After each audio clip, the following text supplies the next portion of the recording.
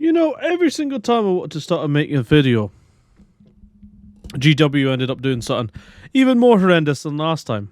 I still don't understand how they're managing to do it. Seriously. Come on now. At least make my life a wee bit easier. Love of Christ.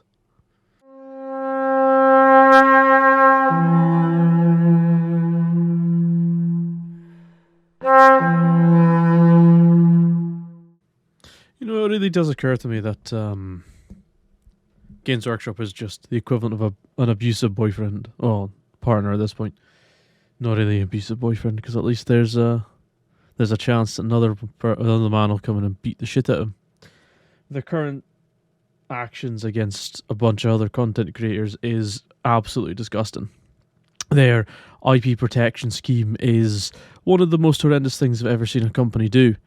It is genuinely disgusting with how much they are just fucking over the things that keep them alive for so long. I mean, how long was it since they were in the dirt? They were struggling to get by, and it was only thanks to the fan community behind it that produced things that are way better than they could ever dream of that kept it alive. Absolutely disgusting. I mean, you have the standard thing, really, don't you? Come back, baby, I'm better. I'm good now, baby. Yeah, lies. Best edition ever of Ninth. Remember those? Remember those particular adverts? Haven't been able to find the actual articles about it, but there's all the hyping up standard, just in the middle of a pandemic, raising prices, just being the usual standard arseholey selves. Absolutely horrendous. Like this, for example. This is not so much preparation as advice. Whether you're planning to expand upon or create a whole new army, keep your books safe. There will, of course, be updated editions, new codices, yada yada yada. However, until then, your current codices, not codexes. Fucking pieces of shit. Codices will remain your go-to companions for each faction. It's not even just codices either. Campaign books such as those from Warzone Vigilus and the Psychic Awakening series, and even various index articles featured in White Dwarf will still be usable in the new edition. No, they won't. No, they're not. The power creep is just so insane that it's entirely pointless to play an army that hasn't had a new book yet. And even then, those that have, the way Necrons have gone, they're useless. You can't play them in the slightest. You get bodied from any of the new books will just destroy us. You can't do a damn thing, and it's actually disgusting with the hype that they were given. And me as a primary Necrons player, even though I haven't put them on the table yet properly because of pandemic. Yeah, thanks for that, governments. You know, thanks for that. Thanks GW for raising prices during pandemic times when everyone's struggling, but you're doing real well, and then you stab the community in the back. Fucking cunts. Unless we talk about the bloody mobile up, the better. You know, when that was brand new, how bugged and fucked was it, and still wanting us to spend money on it? I paid for a month of it to try and win one of their contests, and I still want my bloody money back. Horrid service. Whoever designed it deserves to be put up against the wall and shot. Honestly, promises, left, right, and centre. Things that seem to be getting back on track for smacks you in the back of the head again. Smacks you, gives you a black eye, says that you've fallen into the door. That's what GW does. They're abusive. They're an abusive partner that deserves nothing more than contempt. It's like I myself have decided no more. I'm not buying anything else. I say no anything else. I have several £1,000s worth of models. And I have decided that I am not buying a damn thing apart from what I need to game with. And even then, I'm just not interested. I'm just not interested at all. Like, at all. It's not just the fact that my local club still imposes mask wearing, which is pathetic. It's also to do with the fact that I just have no real desire to play Warhammer anymore. Age of Sigmar, Fantasy, or 40k, all of which I have fairly large collections for. Like you've lost a customer with me, guys. I think. I think I'm just done. I think I'm just 100% done. I'm sick and tired of yous. Of course, and now we need to get into this small discussion around how controlling they are. How absolutely disgusting controlling they are of every little aspect of the game. Like they're the abusive partners that they control as well. From trying to control all fan creations to cease and desists being sent out to random people just for sometimes talking about the games. 3D printed parts that GW don't make or can't make or are so incompetent that they fail to reason how to. Chapter House Lawsuit is the primary example of that. Copywriting Roman numerals on a pauldron on a shoulder pad. Of course, yeah, no, you're older than the Roman Empire, aren't you? Of course you are. And now, from Spiky Bits, let's talk about the player's code of conduct for events. GW publishes their player's code of conduct for events. Tabletop bullies and slow players beware. I mean, I'm a slow player. I'm quite badly dyspraxic, as it turns out. Quite discriminatory, wouldn't you agree? Fucking... GW has published how they expect players to behave at their events in their new code of conduct. Let's face it, people play games because they like to have fun, whether it be in terms of competitiveness or fluff narrative. Yeah, no, that's true, yeah. You can have a crossover between the two as well. You can be competitive in a fluff narrative. Absolutely can do. I mean, it's hard to do sometimes, but you can do it. You and your opponent are there to have a good time. No, not necessarily. If you're being competitive, you're there to win. Winning is the good time. That being said, there's no reason to be salty towards the game and your fellow hobbyists on game day. Fuck off. There's always reason to be salty towards the game. Your dice are shite. Someone's being a prick. Be salty. It's part of what made fighting games so fun to watch is half of the bloody crew just getting salty as fuck and just start ribbing on each other. That's a prime piece of competitive nature, is the shit talking. Is all of it around it. Don't tell me be salty, you pricks. Players code in AOS 3.0 rests right at the front of the new book, so bully and mean players beware. Check out the new code. Shut up, you little soy-based motherfucker. Who wrote this? Travis Pashk. Pash. Fucking, I don't know. Little fucking soy cunt. We've seen a lot lately with different codes of conduct with many tournaments coming back. We really like that they are emphasising this because nothing worse than playing against a terribly unsportsmanlike opponent or a massive soy boy who cries if you even look at him the wrong way. We saw something like this in the 2019 General's Handbook where they stated players taking part in GW tournament will be given their own copy of the GW Code of Conduct. See, it starts in 2019. Oh, yeah, it's just a way. It's fine. So look back at the copy of the GW code to see if they change anything. Always be polite and respectful, always tell the truth and never cheat, arrive on time, make respectful reject your opponent, handshake. I mean, that's now illegal near enough. Avoid your opponent language your opponent might find offensive. You can literally find anything offensive. Fuck off with that. Because we all know where that leads. Get out of my hobby, you little cunts. Offer your opponent a chance to examine your army roster. I mean, you do anyway. Answer any questions your opponent has about your army and the rules. Yeah, standard, fair. Because these are generally codes that basic events have. Like events all over the place have. It's generally just don't be a prick. I mean, that's fair enough. Wouldn't you say? Measure moves and distances carefully and accurately. I mean, yeah. Standard fare again. Give your opponent a chance to examine your dice rolls before picking up the dice. Makes sense. Ask permission for touching any of your opponent's miniatures. Obviously. Remind your opponent about rules they may have forgotten to use or they have used incorrectly, especially when doing so is to your opponent's advantage rather than your own. Not necessarily. If they've forgotten something, it's their own damn fault. I'm sorry, but at the end of the day, like, if you've forgotten something really important and I've remembered it, I'm likely to remind you because I like to beat someone at full power. Even though I lose most of the time anyway because I'm trash.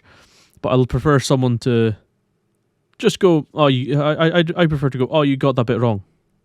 It'll massively help you just re-roll that or whatever. I'm generally fine with that because whatever. But if we're in a competitive environment, I badly forget everything about my own rules. And if I do remember something else, no, it's fine not reminding someone they've forgotten it. It's their own damn fault. Never deliberately waste time during a game. Well, yeah, unless you're standing around bullshitting with someone and you're having a good time with that. Avoid distracting your opponent when they are trying to concentrate and be respectful and respect their personal space. I mean, that's obviously, again. Never complain about your loud bad luck or your opponent's good luck. Fuck off.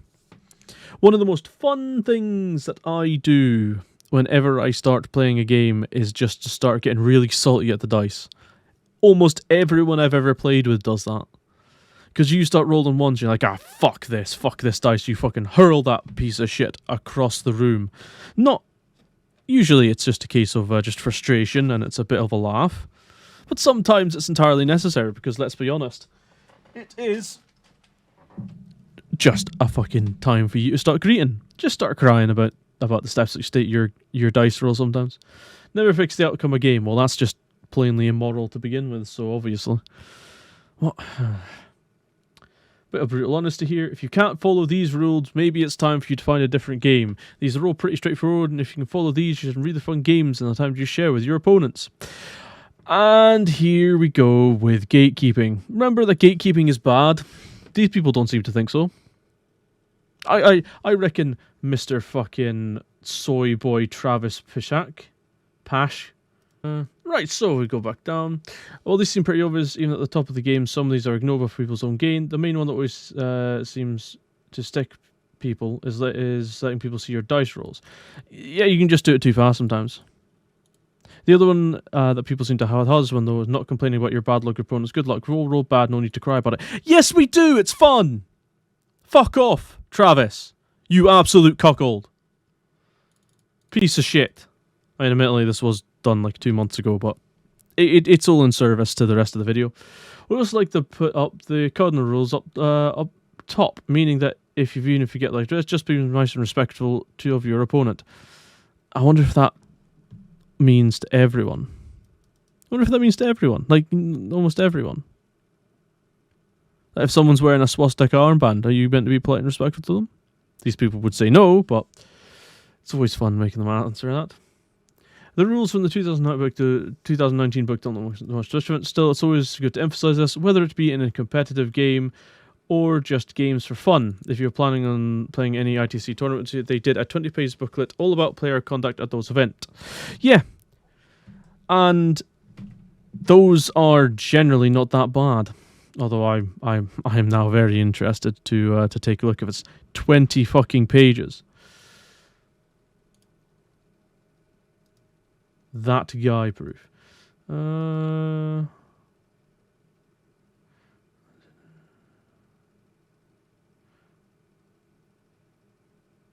Incorrect list, decorum and tools.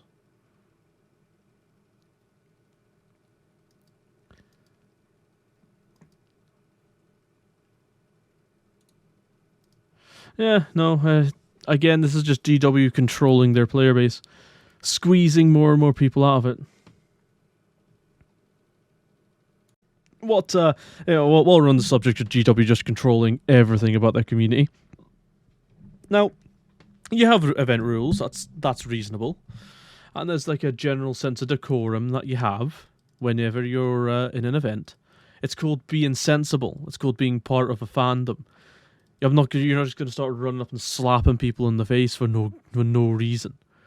Even if there is reason, usually the best option is just to walk away, talk to one of the guys in charge and go, this boy's being a bit of a prick. Look, this boy's just being a bit of an arsehole, isn't he? Like, tell him to knock it off or kick him out for us, would yous? Now, admittedly, we're all nerds, so we tend to be in a bit of the meeker side. However, encouraging that is not necessarily a good thing. And so we come, really, right now, because I'm just unsure as how to really continue on with these. I can't flow properly from one into another. Not yet, anyway. The icing on the shit cake that is just Games Workshop. Warhammer Plus. 24 hours only, watch a free episode of Hammer and Bolter. This is to get people to sign up for Warhammer Plus so they can go to other people and go, look how many subscribers we have. Ultimate service to Warhammer fans? No, it isn't. The ultimate service to Warhammer fans is the community, well, the fandom, because I fucking love the word community. The fandom itself. That's what the ultimate service is. Because it's not controlled by you.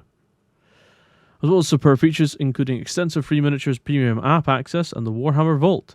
You'll also get access to incredible new Warhammer animations. In fact, we're so excited about Warhammer Plus that we just had to share a full episode of Hammer and Bolter with you right now. Fuck off. Haven't seen this yet. I might watch it in just a minute. Come back and tell you how exactly it went. But yeah, this is horrendous. Premium access to official Warhammer event. Wow, okay, let's actually go down this. Don't forget that Warhammer Plus is something for every Warhammer fan. No, it doesn't. I can guarantee that. Per month, 2 months free. Well, the original Warhammer animations that you took from YouTube and then started DMCAing everyone, demanding that they stop making content because fuck you. Weekly Warhammer TV shows, including gaming, lore, and painting shows. Have all that on YouTube. That will no doubt do a way better and more impartial job than you ever will. Full access to Warhammer apps. That's the Warhammer 40k, the app, and the upcoming Reforged Warhammer Age of Sigmar, the app. Again, there are multiple applications on your computer and phone that do a better job than you ever have, and you have still tried to DMCA them and take them down, which is I have no doubt what you're going to try and do again, because you're pieces of shit. The Warhammer Vault, featuring issues of White Dwarf and other classic Warhammer publications. There's going to be several of those that aren't going to be available because they don't exactly gel with the new lefty piece of shit fucking cunt bag audience that you're trying to grab. Exclusive monthly offers. Fuck off. Premium access to official Warhammer events. What does that mean? Are you going to be getting to jump ahead of the queue? I don't want to go to an official Warhammer event anyway. I don't want to be seen dead around your shit anymore. One of these incredible Warhammer Plus Citadel miniatures, which is open to buy the others should you wish. No. Like, that's just the fucking wow, okay? Well, it does actually tip your hand really now, doesn't it? A subscription of £4.99 pounds, because, you know, we use proper money, per month. Or, well, technically a $5 or $6. The Yanks are getting the way better deal out of that one. Per month, 2 months free with an annual sub. So, you, for a $5, get a miniature and all this. It's a really good deal. Makes you suddenly realise just how much they're gouging us on prices for their models now, doesn't it? Look at that. Look, a $5 will get you one of those two models. How much are these models individually? Let's actually check that out.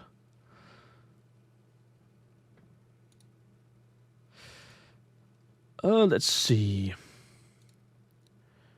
Code of conduct, or what is this? Warhammer Plus Settle Miniatures. Let's actually take a look at how much these are individually, shall we?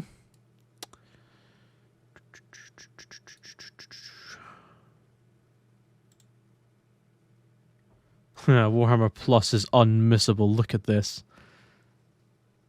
Look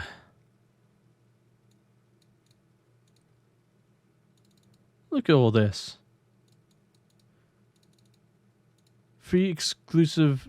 Oh, it's worth at least £25. So for a $5, you get something worth at least £25. Wow. Well, that's over a year. But nonetheless, that's still what they're offering there. Access to... Oh, they are subscriber exclusive, so you can't even get them on the store proper. That actually makes a lot of sense. Right, tell you what, I'm going to watch this... episode, and I will jump back when I'm done with it. Alright, so that's me watched it now. Old Baelai, it was called. That was about Commissar Yarrick, and it was quite interesting, some of the lore revisions that they made in that. And it was pretty fucking stupid how The entire story's being relayed by an orc. If it was an orc that was like explaining it as an orc would and not as a human, might have been interesting, but it wasn't. Considering he brought up that old Baelai, we believed he could kill us with a look, so we got an implant that'd do it. No. If they logically know what's happening, the belief doesn't work anymore. You absolute ingrate. Whoever the fuck wrote that piece of dialogue deserves shooting. Terrible, terrible, terrible, terrible. Animation, I mean, it was alright. At various points, I mean, when the Spacemarines came in, they were all 3D animated, so it looked absolute fucking garbage. Especially when it was all in it felt like an old 80s cartoon, 80s, 90s cartoon. Except, like, worse in places. Like, it might have actually, it was actually on the level of near Street Sharks. Near enough, actually.